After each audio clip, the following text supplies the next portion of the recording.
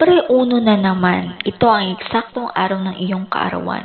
Isang araw, isang taon ay tatanda ka na naman. Pero sana lumipas ang panahon, manatili kang matatag.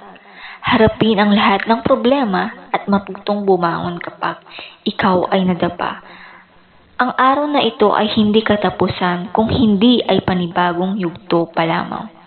Hiling ko'y maligayang kaarawan, manatili kang mabuting guro at kaibigan ng karamihan.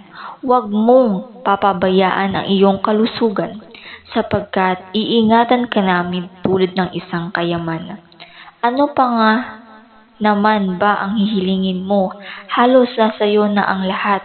Meron kang magandang mukha, magandang mata, at gurong kaibig-ibig na ugaling sa'yo'y di nawawala. Maraming salamat sa iyo, Dok. Ang buhay mo ay isang magandang regalo ng may kapal. Iniibig ka namin at iingatan palagi. Muli, kami ay babati. Maligayang kaarawan, Dok.